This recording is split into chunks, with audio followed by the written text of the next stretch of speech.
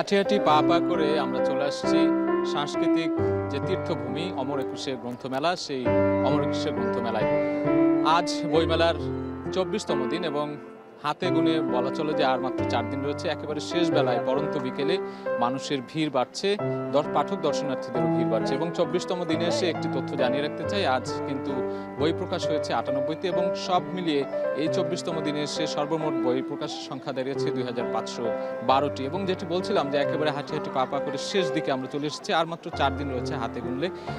সেই শেষ মুহূর্তে আমরা দেখছি যে বসন্তের এই যে গোধূলি বেলায় পাঠক দর্শনার্থীদের যে পদচারণা সেটিতে মুখর হয়ে উঠেছে এই বইমেলা প্রাঙ্গণ। এবং আমরা এখানে বিক্রয় কর্মী যারা রয়েছে, বিভিন্ন প্রকাশনা সংস্থা যারা রয়েছে তাদের সাথে কথা বলছিলাম।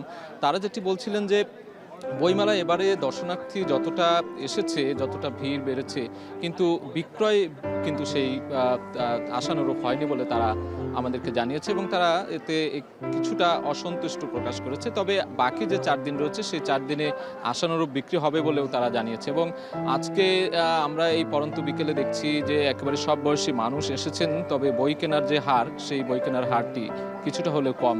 আমরা জানতে চেয়েছিলাম কেন এমনটা হচ্ছে বা কেন কম। অনেকেই বলছে এখন আসলে অনলাইনে বইগুলো কিনতে পাওয়া যায়, অনলাইনে বুক রিভিউ থাকে, সেগুলো দেখেই অনলাইনে অনেকেই কেনাকাটা করে থাকেন। বইমেলা এসে যারা কেনার তারা কিন্তু তাদের পছন্দসই বইগুলো কিনে নেন। তারপরেও যে বই বিক্রির যে কম হওয়ার যে বিষয়টি, সেটি নিয়েও কিন্তু তারা বলছেন যে এটি নিয়ে তারা আলোচনা বা গবেষণা করবেন বলে এমন বিষয়টি কিন্তু বিক্রয় কর্মীরা বলছেন। আমরা একটু জানিয়ে রাখতে চাই যে বিশেষ করে এবার জুলাই বিপ্লবের নিয়ে যে লেখা বইগুলো সেগুলো বেশি বিক্রি হচ্ছে বলে বিক্রয় কর্মীরা জানাচ্ছে এবং সেই সঙ্গে গল্প, কবিতা এবং ইতিহাস নির্ভর যে প্রবন্ধের বই, সেই বইগুলোর প্রতি কিন্তু আগ্রহ রয়েছে। এবং সেই সঙ্গে শিশুদেরও আমরা দেখতে পাচ্ছি তাদের অভিভাবকদের হাত ধরে এসেছেন বইমেলাতে, তাদের পছন্দের যে রঙিন মলাটের বইগুলো, কমিক্সের বইগুলো, সেই বইগুলো কিনছেন। এবং শিশু প্রহরেও অনেক শিশু আমরা দেখেছি। আজকে শিশুদের যে উপস্থিতি সেটিও অন্যান্য দিনের তুলনায় খুব একটা বেশি না হলেও তবে একেবারেই কম নয়, কারণ অন্যান্য দিন ছুটির দিনগুলোতে শিশুদের সমাগম বেশি থাকে। তবে অভিভাবকদের নিয়ে কিন্তু এই পরন্ত বিকেলে তাদের আসা যাওয়ার যে প্রবণতা, সেটিও কিন্তু একেবারে আমরা দেখছি যে বেশ সরব। এবং তারা পছন্দের বইগুলো কিনছে, বইগুলো দেখছেন এবং অনেক এখানে রয়েছেন যারা প্রকাশনী সংস্থাগুলো, তাদের যে শেষ দিকে বইগুলো আসে সেগুলো নিয়ে কিন্তু বেশ আশানুরূপ তারা আশা করছেন যে এই 4 দিনে যে বই বিক্রি এতদিন যেগুলো হয়নি, সেই শেষ দিকে এসে চাপটা বাড়বে। এবং গতবারের তুলনায় যেহেতু এবারে অনেক বই এসেছে নতুন একেবারে জুলাই কেন্দ্রিক যে বইগুলো, সেগুলোর প্রতিও মানুষের আগ্রহের কমতি নেই বলে তারা জানাচ্ছিলেন। এবং আমরা গরবের মেলায় আজকে একজন অতিথি নিয়ে আসতে চাই আমাদের পরের পর্বে, একজন লেখক, শিশুতোষ সাহিত্যিক এবং যিনি গণমাধ্যম কর্মী। তার সঙ্গে আমরা শিশুতোষ বই নিয়ে আলাপ করব, তার সঙ্গে গল্প শুনবো, এই যে বইমেলায় এবারের কেমন বইমেলা গেল, কেমন বিক্রি হলো এবং কোন কোন বইয়ের চাহিদা বেশি, শিশুতোষ সাহিত্য কেমন চলছে এই মুহূর্তে, সেসব নিয়ে আলোচনা করবো। এই মুহূর্তে আমরা গরবের মেলায় একটি বিরতিতে যেতে চাই, ফিরে আসছি একটু পরেই।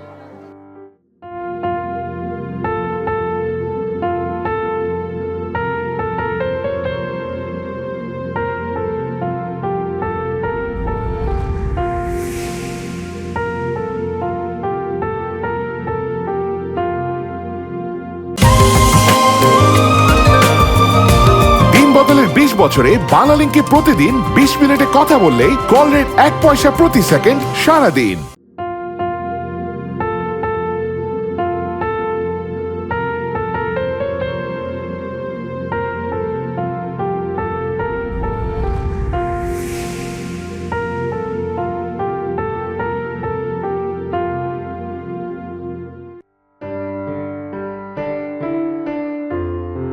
গরবের মেলায় বিরতির পর ফিরে এলাম। আমরা গোধূলি লগ্নে এই মুহূর্তে বইমেলার প্রাঙ্গণে রয়েছি এবং বিরতিতে যাবার আগে বলছিলাম যে আজকে আমাদের সঙ্গে একজন অতিথি রয়েছেন, তিনি রম্য লেখক, শিশু সাহিত্যিক খায়রুল বাবুই রয়েছেন আমাদের সাথে। আমরা সরাসরি তার সঙ্গে কথা বলতে চাই।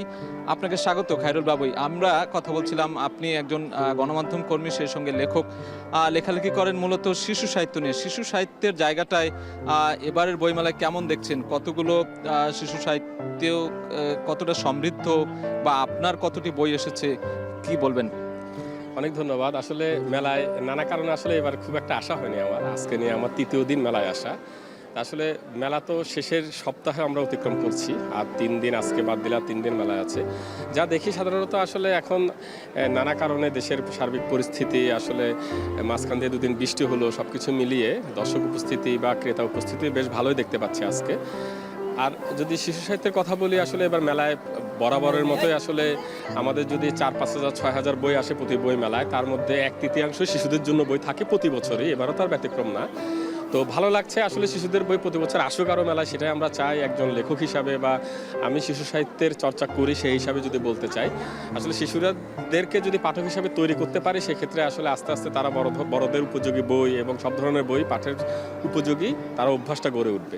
এবারে বইমেলায় আমার একটাই বই প্রকাশিত হয়েছে, সেটার নাম হচ্ছে কথা উড়ে যায়। এটাও শিশুদের জন্য, একদমই যারা আর্লি গ্রেডের যারা পাঠক আছে, যারা 7-8 বছর 10 বছর বয়সী, যারা হয়তো প্রথম শ্রেণী 2য় শ্রেণীতে পড়ে, তাদের জন্য এগুলোকে পিকচার বুক বলে, মানে ছবি বড় বড় থাকবে, লেখা একটু কম থাকবে, যেন পাঠক আগ্রহী হয় সেটা একটা বই প্রথম।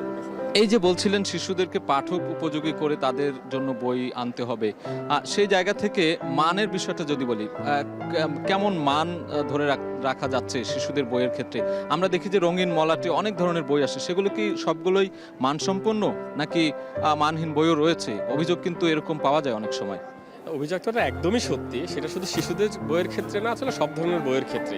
আমাদের দেশে প্রধানতম যে সমস্যা বই মানসম্মত বই প্রকাশের ক্ষেত্রে, আমাদের আসলে প্রকাশনী সংস্থাগুলোতে অনেকদিন ধরে কথাটা চর্চিত আছে যে আসলে মানসম্মত বই প্রকাশের জন্য যে এডিটোরিয়াল বডি থাকার দরকার, একটা সম্পাদনা পর্ষদ থাকার দরকার, যারা একটা পাণ্ডুলিপি জমা হওয়ার পরে পাণ্ডুলিপিটি পড়বেন, প্রুফ সংশোধন করবেন, বানান সহ বাক্য গঠন ইত্যাদি সম্পর্কে গল্পের গাঁথুনিটা দেখবেন।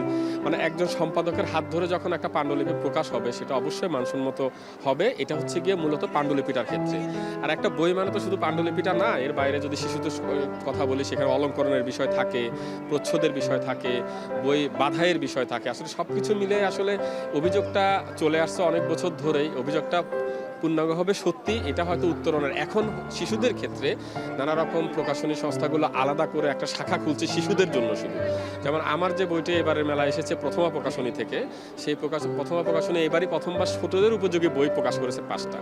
তো প্রথমা প্রকাশনের একটা ঐতিহ্য আছে যে তারা একটা সম্পাদনা পর্ষদের মাধ্যমে পাণ্ডুলিপি যাচাই বাছাই করে, তারপরে যারা আঁকিয়ে থাকেন তাদেরকে আসলে নানাভাবে গাইডেন্স দিয়ে হচ্ছে এগুলো বইগুলো প্রকাশ করে। এর পাশাপাশি অন্য অনেক ভালো প্রকাশনা সংস্থা যেগুলো প্রফেশনাল, আমরা যদি বলি পেশাদার দক্ষ যারা আছে, তারা করছে। নতুনরাও অনেক আগ্রহী হচ্ছে পেশাদার বই মানসম্মত বই প্রকাশের ক্ষেত্রে। যে আরেকটি বিষয় জানতে চাই যে প্রকাশনীগুলো আমরা আশা করব যে তারা মানসম্পন্ন বই প্রকাশ করবে, সেই জায়গা থেকে অভিভাবকরা যাতে ডিভাইসের উপরে শিশুরা অনেকটাই নির্ভর হয় এই সময়, তাদেরকে বইয়ের প্রতি আগ্রহী তোলার ক্ষেত্রেও কিন্তু অভিভাবকদেরও একটি জায়গা রয়েছে, বড় গুরুত্বপূর্ণ ভূমিকা রয়েছে। সেই জায়গা থেকে আপনি লেখক হিসেবে কি বলবেন? আসলে ডিভাইসকে তো আসলে বাদ দিয়ে আসলে করার সুযোগ নয়, যেহেতু এখন সময়টা এভাবে চলছে। তো এখন তো ডিভাইসও কিন্তু ব্যবহার করে কিন্তু আমরা বই পড়তে পারি। ই বুক আছে, আসলে এই বইগুলো আসলে এখনকার এই প্রচলনগুলো শুরু হয়ে গেছে। আপনি কোনোভাবে অস্বীকার করতে পারবেন না, প্রযুক্তির সঙ্গে যেটা মানুষ অভ্যস্ত হচ্ছে, শিশুরা অভ্যস্ত হচ্ছে, এটাকে বাদ দিয়ে আসলে করা যায় না। কিন্তু হ্যাঁ, ছাপা বইয়ের যে একটা ঘ্রাণ, ছাপা বইয়ের যে অনুভূতি, সেটা পাঠের যে মনোযোগটা বৃদ্ধি হয়, যেন ডিভাইসে যখন আমার অনেকগুলো অপশন থাকে, যে আমি এটা দেখলাম না এটা দেখলাম, একটা অস্থির চিত্র, শিশুরা এমনিতে অস্থির চিত্র অধিকারী হয়। তার মানে আমি একটু মাঝখানে এটার ইতিবাচক ভূমিকা বা ইতিবাচক যে কার্যক্রম, সেটি যেন বহাল থাকে, এটি বলছেন আপনি? অবশ্যই, সেটাই অবশ্যই। মানে সব কিছুরই আছে ইতিবাচক নেতিবাচক থাকে, আসলে আমাদের ব্যবহারের উপরে। সেক্ষেত্রে আসলে অভিভাবকদের ভূমিকা অনেকাংশে আছে। শুধু ডিভাইস নির্ভরতা বাড়াতে অথবা কমাতে সেটা না, ভালো বই পাঠের মাধ্যমে অভ্যাস তৈরি করা পাঠক হিসাবে শিশুদেরকে, সেটা অবশ্যই অভিভাবকরাই ঠিক করে দিবেন সে প্রাপ্তবয়স্ক হওয়ার আগ পর্যন্ত। এটা তো অভিভাবকদের মূল দায়িত্ব। এবং আগামীতে শিশুদের নিয়ে কি পরিকল্পনা রয়েছে আপনার? আপনি প্রতি বছরই শিশুদের নিয়ে বই লেখেন এবং রম্য লেখাও কিন্তু লেখেন। এই যে রম্য বিষয়টা একটু জানতে চাই। রম্য লেখা নিয়ে কিন্তু বিষয়টি অনেক হাস্যরসাত্মক হলেও একটা অনেক শক্তিশালী বার্তা দেওয়া যায় রম্য লেখার মাধ্যমে। আপনি কিভাবে সেই বার্তাগুলো দেন বা কি তুলে আনার চেষ্টা করেন? আসলে রম্যর বিষয়টা তো আসলে খুবই সেনসিটিভ একটা বিষয়। আসলে এটা আসলে স্যাটারিস্টিক যে রম্যগুলো আমরা করি সাধারণত আসলে যে কোনো একটা অনিয়ম সমাজের, হ্যাঁ, অন্যায় অনিয়ম এগুলাকে আসলে যেটা হয়তো সরাসরি বলা যায় না, সেটা হচ্ছে কোনো গল্পের ছলে, কোনো লেখার ছলে, একটা বাক্যের মাধ্যমে সেটা বলা যায়। এখন যেহেতু সামাজিক যোগাযোগ মাধ্যমে যখন বিস্তৃতি ঘটেছে, এখন তাহলে আমরা নানা জায়গায় দিচ্ছি যে এই চর্চাটা হচ্ছে। আমি রম্য লেখার মাধ্যমে শুরু করেছিলাম 2002-03 সাল থেকে, তখন থেকে। আসলে এটাও এক ধরনের কিন্তু বহুল প্রচলিত চর্চা। আমরা যদি সুকুমার রায়ের লেখার যদি আমরা পড়ি, আমরা শিবরাম চক্রবর্তীর লেখা যদি পড়ি, ইভেন বাংলাদেশের বাংলা সাহিত্যের যে সবচেয়ে জনপ্রিয়তম যাকে বলা হয় হুমায়ুন আহমেদ, তার উপন্যাস যে কোনো লেখায় দেখবেন যে উইট, হিউমার, ফান এইগুলোর মাধ্যমে তিনি আসলে বার্তাগুলো দিতে চান। আপনি সিরিয়াস কথা স্বাভাবিক কেউ শুনতে চাইবে না, সেটা যখন একটা হাসির খোরাক বা একটা ভাবনার খোরাকের মাধ্যমে একটু রসাত্মকভাবে উপস্থাপন করবেন, তখন যেটা মানুষ সেটা নিজে ধারণ করবে এবং সেটার মাধ্যমে তার বার্তাটা পৌঁছে যাবে সহজভাবে। আপনাকে অসংখ্য ধন্যবাদ আমাদের সঙ্গে থাকার জন্য। এখন টিভিকে ধন্যবাদ, আপনাদেরকে অনেক ধন্যবাদ। আমরা শুনছিলাম গণমাধ্যম কর্মী এবং রম্য লেখক শিশু সাহিত্যিক খায়রুল বাবুয়ের সঙ্গে। তিনি যেটি বলছিলেন যে শিশুদের যে বইগুলো রয়েছে সেই বই মানসম্পন্নভাবে প্রকাশনা সংস্থাগুলো নিয়ে আসবে এবং আগামীতে শিশুদের জন্য আরও সুন্দর সুন্দর যে উপজীব্য বিষয়গুলো তুলে ধরা হবে শিশুদের বইয়ের মাধ্যমে। শিশুরা বইপ্রেমী হবে, অভিভাবকরাও সচেতন হবে, তাদেরকে বইয়ের প্রতি অর্থাৎ কাগজে লেখা বইয়ের প্রতি আরও আগ্রহী করে তুলতে প্রকাশনা সংস্থা, লেখক কিংবা অভিভাবক সবাই আসলে একটি গুরুত্বপূর্ণ ভূমিকা রাখবে আগামী দিনে, এমনটাই কিন্তু বলছিলেন তিনি। আমরা গরবের মেলায় আরেকটি বিরতিতে যেতে চাই। বিরতি থেকে এসে এখানকার যে পাঠক দর্শক রয়েছেন তাদের সঙ্গে বইমেলার গল্প জানতে চাই। এই মুহূর্তে একটি বিরতিতে যাচ্ছি।